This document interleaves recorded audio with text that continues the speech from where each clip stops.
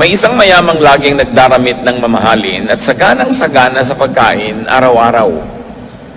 May isa namang pulubig ng ngangalang Lazaro na tadtad ng sugat sa katawan at nakahiga sa may pintuan ng mayaman. Sa hangad na matapunan man lamang ng mga mumong nahuhulog mula sa hapag ng mayaman. At doon nilalapitan siya ng mga aso at dinidilaan ang kanyang mga sugat. Namatay ang pulubi at siya'y dinala ng mga anghel sa piling ni Abraham sa langit bilang isang parangal. Namatay rin ang mayaman at inilibing. Sa gitna ng kanyang pagdurusa sa daigdig ng mga patay, natanaw ng mayaman si Lazaro sa piling ni Abraham. Kaya't sumigaw siya, "Amang Abraham, maawa po kayo sa akin. Utusan po ninyo si Lazaro na isausaw sa tubig ang dulo ng kanyang daliri at basain ang aking dila dahil ako'y naghihirap sa apoy na ito." Ngunit sumagot si Abraham, "Anak, alalahanin mong nagpasasa ka sa buhay nung ikaw ay nasa lupa at si Lazaro naman ay nagtiis ng kahirapan. Subalit ngayon ay maligaya siya rito samantalang ikaw na may nagdurusa dyan. Bukod dito, may malaking bangin sa pagitan natin kaya't ang mga naririto ay hindi makapupunta dyan at ang mga naririyan ay hindi makapupunta rito." Ngunit sinabi ng mayaman, "Kung gayon po, Amang Abraham, ipinakikiusap ko pong papuntahin na lamang ninyo si Lazaro sa bahay ng aking ama, sa aking 5 kapatid na lalaki. Subuin po niyo siya upang sila'y bigyang babala, upang hindi sila humantong sa dakong ito ng pagdurusa."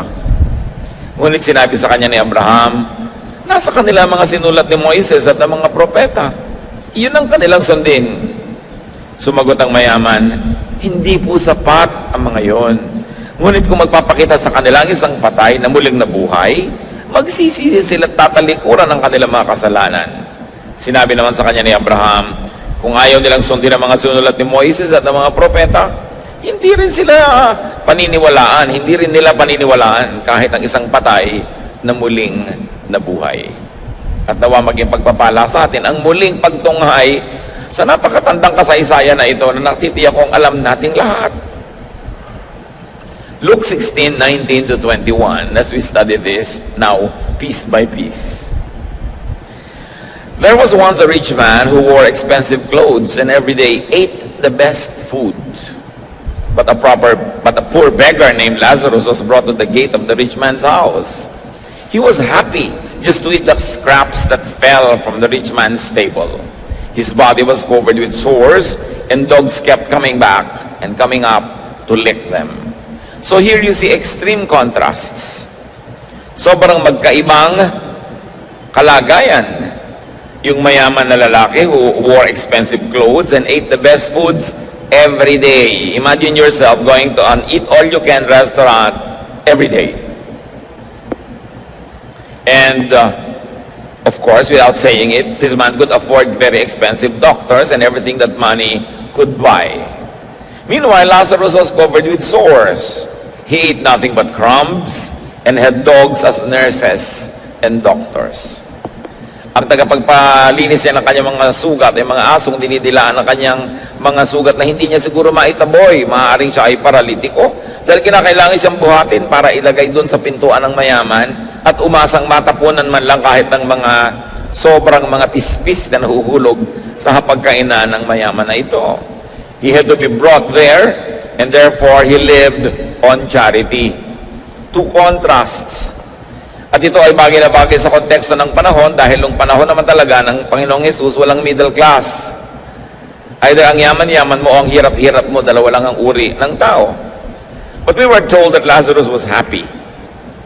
We are not told if the rich man was happy as well, but both men lived imbalanced lives. Parehong tagilid ang buhay nila, hindi balanse, kumbaga nasa timbangan. Luke 16:22, "The poor man died, and angels took him to the place of honor next to Abraham." Sa hapagkainan po, kung kayo ay nasa kanan noong nagbibigay ng hapunan o nung host, yun ang place of honor. Sa iba't ibang lipunan, iba't iba ang places of honor, but nevertheless, in any society, there's a place of honor on the dining table because the dining table is a social map. It tells you by how everyone is seated, how they are esteemed or considered in that society. And the Jewish people thought that heaven would be a banquet that God would give for them. That Abraham would be the host and the most important person there, and the guest of honor would sit next to him. Ito po ang pananalig ng mga Hudyo nung panahon na ito, na ang langit, ang kaharian ng langit, ang paglipat mula sa lupa patungo sa langit ay para bang isang malaking piyesta kung saan magkakaroon ng malaking handaan at si Abraham ang nakaupo doon sa pinakamahalagang upuan. Siya ang nasa kabesera ng mesa at pagkatapos yung pinararangalan uupo sa kanyang tabi. Yan ang paniniwala nila sa paglipat sa kabilang buhay. At ayon sa paniniwalang yon, ang historyang ito ay hinabi at kinuwento sa atin. Na itong namatay na si Lazarus ay doon pinaupo sa upuan ng karangalan. Hindi sinabi sa atin kung anong ginawa nitong Lazarus na to deserve it. Paano siya naging karapat dapat umupo doon. Maaaring siya ay isang sagisag ng isang uri ng tao. At lalo namang maaaring isa siya talagang totoong taong nabuhay. Perhaps Lazarus is a symbol of certain types of people that heaven is greatly pleased with. Perhaps. But what Lazarus did to deserve this honor is unknown to us.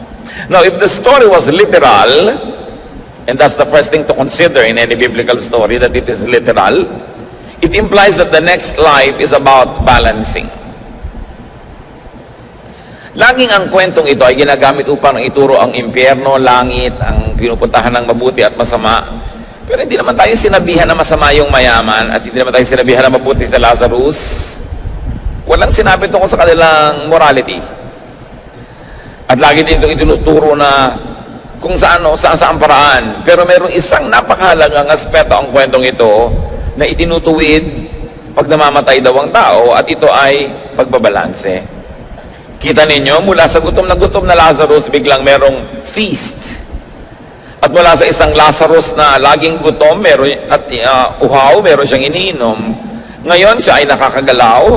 So there was now food for the hungry, drink for the thirsty, comfort for those who suffer, acceptance and affirmation, even honor for those who have been rejected, and healing for the sick. Now, he was no longer sick, and he was happy. If the story was symbolic, it still teaches that God's kingdom is about balancing. So kung ang pagtanggap natin sa kasaysayang ito'y literal, aktual, o kaya isang sagisag, simbolo ng mas matataas sa katotohanan, pareho pa rin ang mensahe. God's kingdom is about balancing. Kaya meron na namang food for the hungry. Bumukas ang eksena, ay yung lahat ng kabaligtaran ng nawala kay Lazarus sa buhay na ito, yun ang kanyang tinamasa. Luke 16:22-23. The rich man also died and was buried. He went to hell and was suffering terribly. Now, hell is not a very good translation. It came from the Greek word Hades, which the Jewish people often thought of as a place where the dead wait for the final judgment. Sa theology ng mga Jewish people, ang taong namamatay ay hindi agad-agad nagpupunta sa piling ng Diyos. Naghihintay muna sila doon. At syempre sa Christian theology, sinasabi natin na dahil ang inihintay ay ang tagapagligtas, nung dumating si Jesus, ay dinala na niya ang mga naghihintay doon sa piling ng Ama, at ngayon ang namamatay ay diretso nang pumupunta sa Ama at hindi na naghihintay. Yan ang basic Christian theology. But at this time, when Christian theology was not yet fully developed, it was only emerging, people in Israel thought that when they died, they went to a halfway house to wait for the final judgment, where they would be led into the presence of God. Meanwhile, there were two departments or compartments or places in that Hades. One you might call Hades del Norte and another Hades del Sur. So nagpunta sa Hades del Norte itong rich man, no? At siya ay nagdurusa doon. Itin-translate sa English na hell. It's a very poor translation. But nevertheless, it's important to go back to the Greek original. Now, if the story was literal, it all the more implies that the next life, again, is about balancing. Yung the overfed dito sa mundo, ngayon ay gutom. Yung nagpasasa sa lahat ng masasarap na inumin, ngay uhaw na uhaw, at nagdurusa sa discomfort, sa init. There was unbearable heat, there was suffering, and not only that, while he enjoyed to be in the center of the social life of his community when he was alive, now he was isolated. Hindi pinapakita na may mga kasama siya at siya ay binibigyan ng ginhawa. If the story was symbolic, it still implies that God's kingdom is about balancing. Mapupurga tayo ng kasasabi ng balancing kasi talagang paulit-ulit na bumabalik sa kwento. Deprivation for the overfed. No? So the inevitable and inescapable teaching is this, that spirituality should bring balance. Maraming mga tao kung kailan naging relihiyoso tsaka naging hindi balanse. Committed ang utak, lumiit ang mundo. Naging overly like this and overly like that. Nawala na ng social life, nawala ng balanse ang buhay, wala ng ibang topic kundi ang kanyang relihiyon, wala na siyang ibang ginagawa kundi mga bagay na pang next life, wala nang inaasikaso para sa life na ito. It's all a misapplication of spirituality. Because the central theme of this story is that your life must be balanced. Binalanse, yung gutom pinakain, yung dating sobrang busog ngayon ay nagdurusa at hindi makainom ng isang patak na tubig. To be in heaven in the next life, and to be in heaven in the present earthly life, one has to be balanced. Kaya hindi ba sinasabi, lahat ng mga nagdurusa, papahirin ng luha pagdating doon sa kabilang buhay? Ibig sabihin, yung mga dating nabuhay sa lungkot, babalansihin, bibigyan naman ng Diyos ng saya. Yung naging mga sobrang saya, lalo at the expense of others and their spirituality and at the displeasure of God, biglang dusa ang kanilang mararanasan. Pagbabalanse. So live a balanced life. Isa yan sa mga napakalilinaw at idinidiin na turo nitong kwentong ito. Na hindi lamang tayo nagkakaroon ng balanse pagdating ng kabilang buhay, dapat sa buhay pa rin na ito, sinisikap mo maging balanse ka. Kasi life is all about balance. So get rid of excesses. Meron kang mga higit sa iyong pangangailangan, give. Giving is a balancing act. Balance negative things with positive ones. May nasabi kang masakit sa iyong kapwa, bawiin mo, magsabi ka naman ng sorry o kaya ng mabuting bagay. May utang ka, bayaran mo para mag-balance kasi habang hindi ka nagbabayad, naka-negative yan. May mali kang nagawa, ituwid mo. Meron kang pagkukulang, punan mo sa iyong kapwa. Meron kang mga pananagutan sa Diyos, gawin mo para balance. Pag bata ka, inaalagaan ka na yung magulang at tinatangkilik. Pag siya naman ang tumanda, siya naman ang aalagaan mo, tatangkilikin para balance. Tinanggap ka ng iyong biyanan, tatanggapin mo rin siya para balance. Dapat ang lahat balance.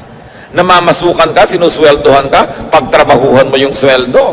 Hindi yung kinikita mo pero hindi naman mo talaga deserve kasi panay ang blakwatsa mo, hindi mo binibigay yung iyong best. O kaya may namamasukan sa iyo, naglilingkod ng gusto, bayaran mo rin ang gusto. Dapat balance ang buhay. May nagbibigay sa iyo, pinagbibigyan mo. May naglilingkod sa iyo, pinaglilingkuran mo rin. Hindi one way. Dapat two way. Doon pa lang kitang-kita natin yung halaga ng kwento. Hindi lang ito tungkol sa impyerno at langit. Ito'y tungkol din sa impyerno at langit dito sa lupa.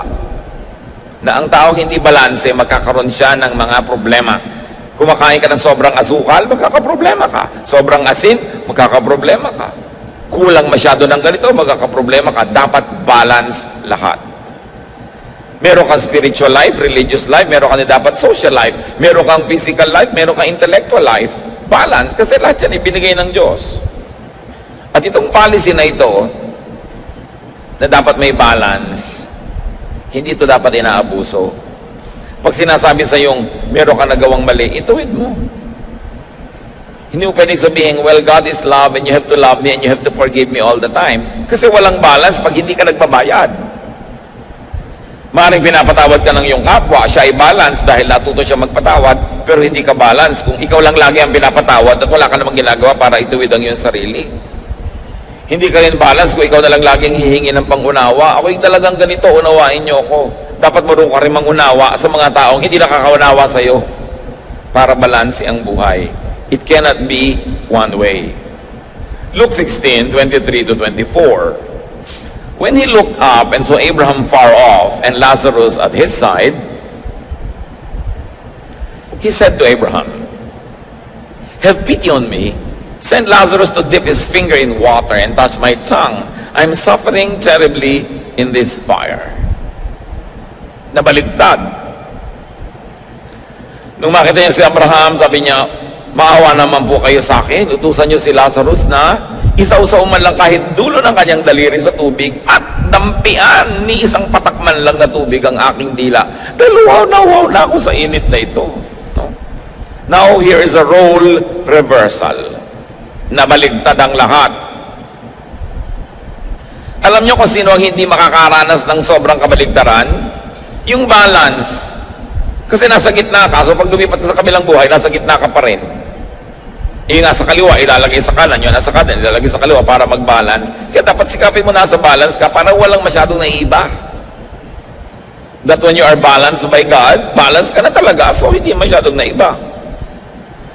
Nagkaroon ng role reversal, except that while Lazarus learned to be happy with and did not complain about and did not impose on others for his portion before, the rich man is unhappy, complaining, and demanding now.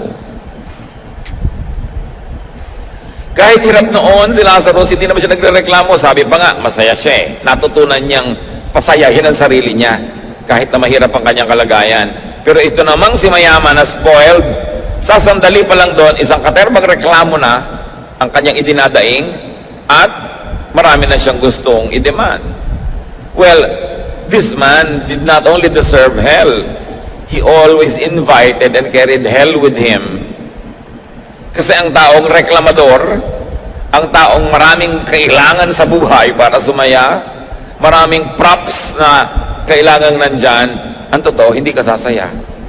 Pag ang dami-dami mong hinihingi sa mundo, hindi ka nasasaya kahit kailan, so hindi mo na kailangan dalhin sa impyerno sa kabilang buhay. Ngayon pa lang impyerno na yung buhay mo. Pag lagi kang mareklamo at lagi kang maraming hinihingi, lalo't hindi naman maibibigay sa'yo ng daigdig ang hinihingi mo. Now, the rich man does what he has been used to do. He asks for service. Nakakabulag talaga kung minsan yung yumaman ka, magkaroon ka ng kabuhayan at kasikatan at kung ano-ano. Tingnan nyo to, nandun lang siya sa kabilang buhay, humihingi pa ng service. Inutusan agad si Abraham. Father Abraham, utusan nyo nga si Lazarus na mag-igib ng tubig para naman ako guminhawa dito. So ang totoo, dalawa yung inutusan niya. From Father Abraham no less, and from Lazarus of all people, he wanted service. The rich man clearly represents some types of people. People who are spoiled, palautos, feeling entitled, na lahat ng mga hirap nila sa buhay ay kailangang ibsan ng paglilingkod ng iba. Lahat ng kanilang inip ay dapat libangin ng iba. Lahat ng kanilang pangangailangan ay dapat ibigay ng iba. Kahit load sa kanilang telepono na wala pa silang trabaho, kailangan na nila ng maraming load. Kailangan may ibang magbayad ng load na yan. Biglang mag-aasawa ng wala sa lugar, kailangan iba ang magbayad ng handaan. Magkakaroon ng anak, kailangan iba ang bumili ng gatas kasi hindi naman nila magawa yung mga dapat nilang gawin. Spoiled people. People who harvest without planting. Ito, nakita nyo itong mayaman na to. Ang dami niyang reklamo at uutusan na naman niya ngayon si Abraham at si Lazarus na sa wakas ay nananahimik at nag-e-enjoy. Gusto na naman niyang bigyan ng utos.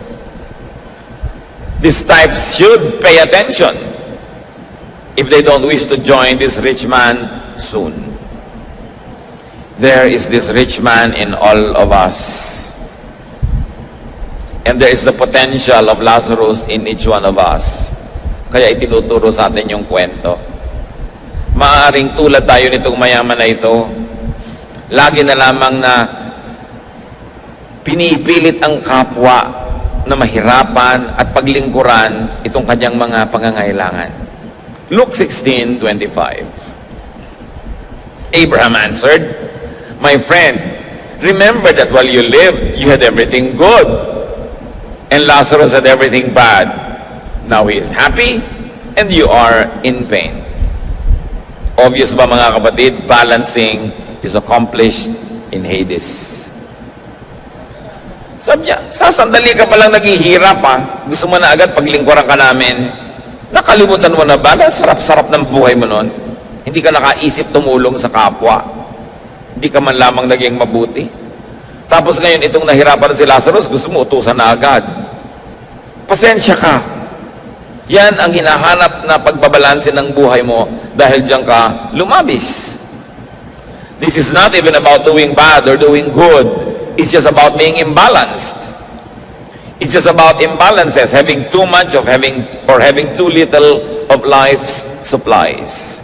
Sa lahat ng laging gipit, gutom, uhaw, kapos, alam ng Diyos ang inyong kalagayan. At yan ang pangako ng kwentong ito, mababalanse yan. Maiinam na mabalanse, dito pa lang sa buhay na ito. Pero kung kayo mapagkaitan ng kapalaran sa buhay na ito, dahil sa napaka-oppressive system ng buong planeta, alam ng Diyos kung paano kayo bibigyan ng ginhawa sa kabilang buhay. Alam ng Diyos kung paano kayo bibigyan ng gantimpala sa pagtitiis. Lalo na sa pananatiling mabuti sa kabila ng mga hirap na ating dinaranas. Ito ang central theme ng kwento. Ang pinag-uusapan pa lang dito mga kapatid, imbalance. Paano pa kapag inaisapan yung being bad or good? Pag pinag-usapan ba natin yung the bad is punished and the good is rewarded, lagong lumilinaw ang dapat natin gawin sa ating buhay. That we should be good. So that we don't need grave balancing. Kasi balance na tayo. Kasi good na. Na dapat na nating ituwid ang ating sarili kaysa pilipitin at ituwid pa tayo pilit ng langit. That we should volunteer to balance ourselves. Pag ang dami-dami niyong blessing, magkusa na kayong mamigay. Pag meron kayong lakas na extra, kusa na kayong maglingkod sa mga mahihina. Pag kayo'y matalino, kusa na kayong magturo doon sa mga kulang sa kaliwanagan. Pagka marami kayong mga biyaya sa buhay, mamahagi sa mga kinakapos. Kung binibigyan kayo ng Diyos ng pagtitiis at pagtsatsaga, humanap kayo ng krus na inyong papasanin at pasanin nyo yon. Kung minsan, yan ay yung mga paglilingkod sa kapwa, yan ay pagmamalasakit, outright giving. This story is a warning to the overfed, to the overabundant and overindulgent, people who never share blessings. Na kung kayo ay merong mga kumpanya, matuto naman kayo mag-profit sharing. Okay, legally speaking, tama naman ang ginagawa nyo, nagpapasweldo kayo. Hindi na kayo pwedeng i-demanda sa Department of Labor. Nagbibigay kayo ng mga hinihingi ng legal systems of our country, pero kayo naman ang nakakaalam kung lumalangoy kayo sa mga tubo. Napakahirap ba naman na mag-share ng profit doon sa mga katuwang nyo sa trabaho ng mga manggagawa? Huwag nyo nang antayin na langit pa ang magbalanse. Kailangan mag-volunteer na tayo. Hindi ba? Kuminsan, nakakahalata kang, ay, sobra na yata akong tamad. Walang kilos-kilos ang aking katawan. Magbo-volunteer ka ngayon mag-exercise para hindi man antay yung magkasakit at mapuwersa kang mag-exercise. Pag alam mo na hindi balance ang kinakain mo, ikaw na yung mag-balance kaysa mag-antay ka pa ng stroke, mag-antay ka pa ng sakit at pagkatapos talagang binalance ka dahil nakaswero lang yung pagkain mo. Kailangan pa ba nating hintayin na pilitin tayo ng kalikasan, nahampasin tayo ng langit para ituwid natin ang mga kalikuan natin? Mas masarap ikaw na ang kusang gumagawa nun. Kaya maganda araw-araw ang tao nag-iisip, sumobra ba ako? Sumobra ba ako sa pang-aapi sa asawa ko? Sumobra ba ako sa pag-e-expect sa mga magulang ko, ang tanda-tanda ko na? Sumobra ba ako sa mga masasakit kong salita sa aking mga empleyado? Sumobra ba ako sa panggigipit sa aking kapwa? Sumobra ba ako sa paglalagay ng interes sa mga pautang ko? Lahat ng sobra, itinutuwid yan ng Diyos. Pag hindi ka nagkusang magtuwid, mapipilitan kang ituwid ka ng langit. James 5:5, you have lived on earth in luxury and self-indulgence. You have fattened yourselves in the day of slaughter. Sabi, o namuhay ka dito sa mundo sa sagana at pasasa, pinatataba mo lang ang sarili mo na parang kakataying baka. Pinapataba mo lang ang sarili mo para sa matadero. Yun ang sinabi ng James 5:5. So ikaw na ang magtanggal-tanggal ng mga sobra. Hindi ko mo pinagtsatsagaan ka ng iyong asawa, aabusuhin mo na siya. Hindi ko mo ikaw lagi ang nasusunod, hindi mo na itutuwid yun. Kailangan mag-usa ka. Meanwhile, Hades is comfort for the always hungry, the always needy, and the always poor. Buti na lang may ganong pagbabalance na inaasahan nating mababalance at maitutuwid yan sa buhay natin dito sa lupa. Pero hindi man natin sapitin yon at masaklap man ng maging dulo ng buhay na ito, may naghihintay na pagbabalanse na inilaan ng Diyos. And there was no morality attached to the story. It was simply a story of balancing. That God is God of balance, and God will balance all imbalances. Because God sees, God hears, God knows. So just stick closely to God and never give up on God. Never give up on your faith, even if you're suffering. Sa kabila at sa dulo ng lahat ng pagdurusa ay ang ginhawa na inilalaan ng Panginoon. Mapagmahal siya. At ang ginhawang inilalaan niya, hindi laging may moral clause. Mahal lang tayo talaga ng Diyos. At kung tayo naman ngayon yung pwedeng magbigay ng ginhawa sa ating kapwa, ibigay na natin. Kasi there is also the Spirit of God in each one of us. If there's the Spirit of this rich man in each one of us, all the more that there's the Spirit of God in each one of us. Kaya dapat din tayo na kumilos na parang kung Diyos ang kikilos, yun din ang ikikilos natin. Maging maibigin tayo, tulungin, mapagkalinga sa kapwa. So, sabi nitong si rich man, patawirin niyo naman si Lazarus dito at padalan ako ng tubig. Hindi pwede. Nasobrahan ka na ng saya nun eh. Panahon na ngayon ng pagbabalanse para sa'yo. Saka may isa pang dahilan kung ba't hindi pwede yan. Luke 16:26. And besides, there is a deep ditch between us, and no one from either side can cross over. Sabi niya, alam mo, gustuhin man ni Lazarus na sundin ang utos mo, hindi rin pwede eh. May bangin sa pagitan natin, walang makatatawid. Hindi kami pwedeng magpunta dyan at hindi kami pwedeng magpunta dito. May bangin na hindi pwedeng tawirin. Parang familiar, ano? A metaphor of the great social divide on earth. May tarangkahan ng bahay niya, yun yung bangin. Hindi pwedeng tumawid si Lazarus, hanggang tarangkahan lang siya. Nasa loob naman si mayaman. Diba, laging may mga ganyan division? Hanggang tiyan ka lang, hindi ka pwede dito. Exclusive ito, sa amin lang ito. By membership lang ito. Gated community kami, may gwardiya dito, kailangan may sticker ka. Kung wala kang sticker, hindi ka makakapasok. Yung mga ganyan-ganyan, ano? There's always this divide, this bangin between the rich and the poor. So merong alabang girl at merong alamang girl, di ba? So alam na alam mo, ay alabang girl ito may alamang. So may social divide. Merong educated and ignorant. Merong yung mga relihiyoso, merong holy and sinner. Nauso yon sa mga Israelites noon. Holy kami, sinner kayo, hindi kayo pwedeng makisalamuha. Na tinawid ni Jesus, ha? Yung bangin na yon. Yung rich poor, tinawid niya. He ministered to everybody. The educated and the ignorant, tinawid niya. At siyempre, racially, merong white and black. Maputi kami, maiitim kayo. Diyan kayo mga ita. Diba? Dito kaming mga tisoy. Merong kanyang mga division. At yung division na yon, na-enjoy ng rich man sa earth. Kasi, hindi matawid ng mahihirap yung pagitan ng mahirap at mayaman. Laging nandun lang sila, etsepuera, tagalabas. Hindi nila yun natawid. Hindi nila napasok yung maginhawang daigdig ng gated villages ng mga mayayaman. At kung paano na-enjoy ni mayaman,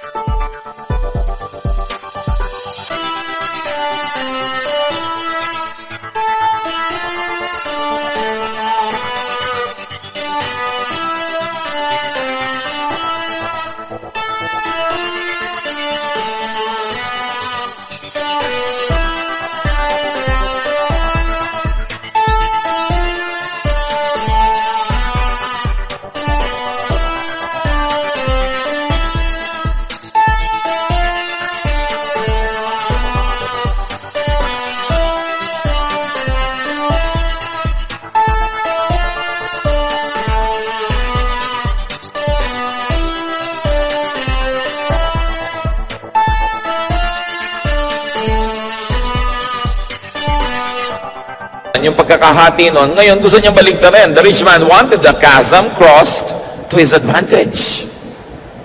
Kung nung araw, hindi niya papatawirin at papasukin sa kanyang bakuran si Lazarus, ngayon na siya ang nagdurusa, gusto niyang papasukin para dalhan siya ng tubig. The same selfish advantage he didn't want crossed by others in his past life, now he wants crossed. Remember, Lazarus remained outside just at his gate. Isang major lesson yan, don't burn the bridge over which you too must pass. Pag sobra ka laging exclusive ang gusto mo, paano? Baka ibigay nga sa'yo, exclusive, wala makapunta sa'yo, hindi ka mapuntahan. If you want to receive, give. Cross that ditch. If you want to be forgiven, forgive. If you want to be understood, understand. Remember that you keep only what you give away. If you like to cross over to other people's paradise, be willing to let other people cross over to your comfortable place. Gusto mo ang mga tao'y makiramay sa'yo sa panahon ng iyong hirap, makiramay ka ngayong maginhawa ka sa panahon ng kanilang hirap. Share your abundance, share your happiness, share your good fortune. Kumain ka ng masarap sa isang restaurant, why don't you order a special food and give it to your waiter? Iuwi niya sa kanyang asawa, share. Napakahalaga to share. Luke 16:27 to 28. But the rich man said, Abraham, then please send Lazarus to my father's home. Let him warn my 5 brothers so they won't come to this horrible place. Sige po, kung hindi pwedeng tumawid si Lazarus patungo sa akin, pabalikin nyo na lang sa lupa. Papuntahin nyo sa bahay namin at bigyan ng babala ang mga kapatid ko para hindi sila kailangang mapunta rin dito. Ayokong mapunta sila dito. So again, another typical amo. He wants to assign Lazarus a task for the benefit of his family. Nananahimik na yung Lazarus sa wakas, guminhawa, may kinakain, may iniinom, natanggap na mahal. Aba, gusto bang pabalikin itong mayaman na to sa lupa kung saan dehado naman dun si Lazarus? Eh kung kayo si Lazarus, makakabahan kayo, naku, baka payagan ni Abraham, nandito na nga ako, papabalikin pa ako. No? Ito namang mayaman na to, napaka-selfish, gusto niyang guminhawa yung mga kapatid niya, gusto niya magdusa na naman tong si Lazarus. The rich man wanted to pull Lazarus from his new comfort and make him return to earth, probably to his former suffering. Selfishness is constantly being revealed here. Na kahit mga love for other people, like kamag-anak niya, pero it still meant hatred for others that he wanted to use. Selfishness could have brought this man to his hell. Maaaring yun ang dahilan kung bakit siya nasadlak dito. Pero take note mga kapatid, marami ring poor na selfish. Hindi napunta dito sa pagdurusa yung mayaman dahil mayaman siya. Hindi sinabi yun, Yung ugali niya nagdala sa kanya doon. Hindi rin naman sinabi kaya napunta tong si Lazarus doon sa ginhawa dahil mahirap siya. Dahil maraming mahirap na ang mga ugali hindi pwedeng dalhin sa paraiso. The economic situation of these 2 men were not the relevant points. But we can surmise that it is about their character, about how they conducted themselves, how they lived their lives. So this is not just about class war or class struggle. It was a moral, social situation.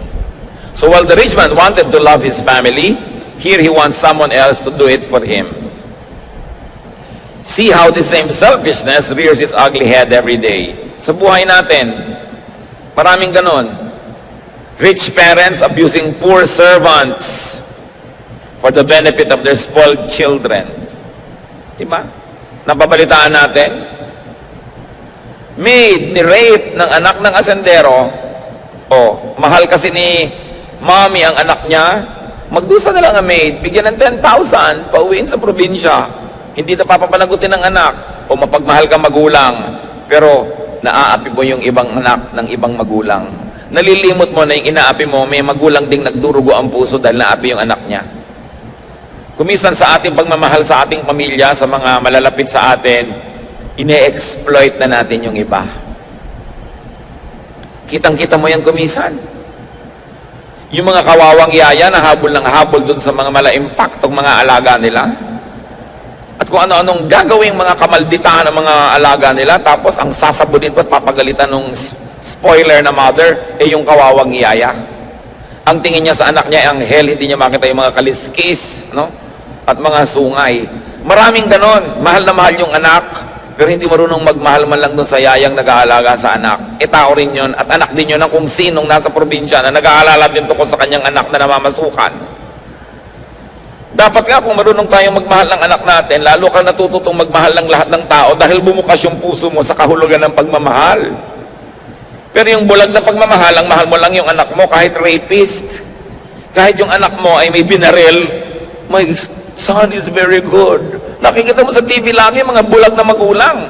May minasakir na yung mga anak nila. Gusto nila, suhulan na lang lahat yung tao at palusutin yung mga anak nila.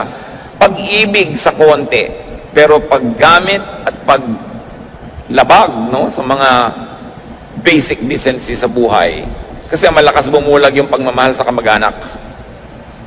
Pero huwag nating lilimutin na lahat ng tao ay kamag-anak natin dahil lahat tayo nilikha ng Diyos. May naka-assign lang sa'yo na naging biological children mo, biological relatives. Pero sa palagay nyo ba may kinikilingan na tinitingnan ng Diyos? Mahal niya ang lahat ng tao. Kaya dapat marunong tayo magmalasakit. Hindi yung meron kang kikidnapin at papatayin mo dahil mag-e-enroll ang anak mo. At napakaraming ganon. Pagka magpapasko na, ang daming kidnapan, ang daming batayan, kasi para makapag-uwi ka ng Quezon de Bola sa iyong pamilya, may kikidnapin ka at babarilin. Kasi sobra mo lang mahal. Yung mahal mo kamag-anak mo, pero yung ibang tao, nililimot mo na dapat ating kinakalinga ang lahat ng kapwa natin. Eto na naman tong mayaman na to. Mahal ko mga kapatid ko, pabalikin sa lupa, sa lugar ng pagdurusa, yung Lazarus na yan. Kitang-kita natin yung selfishness. Parang sila lang ang may karapatang mabuhay at sumaya. There was imbalance. No? Napakaraming mga ganyang uri ng pag-abuso ng ating kapwa. Balikan natin ang kwento, Luke 16:29. Abraham answered, your brothers can read that Moses and the prophets wrote. They should pay attention to that. So ano bang kahulugan ng Moses and the prophets?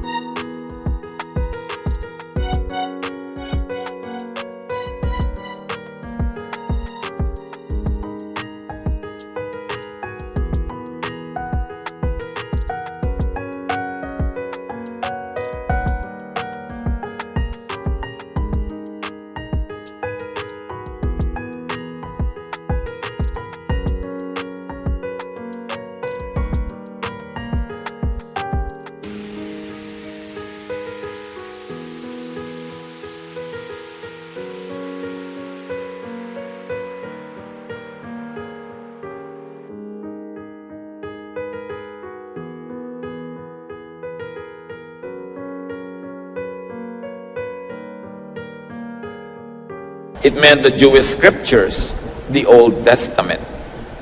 So ang sinasabi dito ni Abraham, they have religious sources available to them. Bakit aabalahin mo pa itong si Lazarus na nananahimik dito? And what is the Old Testament's general teaching? Good works, personal righteousness. Yung dalawang yun, maging righteous ka, maging matuwid, at gumawa ka ng mabuti, lalong-lalo sa iyong kapwa. So ang ibig sabihin lang dito na Abraham, gusto mong huwag sila makarating dito, meron namang available na material. Nakaturo na lahat yan kung paano sila magiging matuwid at paano sila maglilingkod. Luke 16:30-31.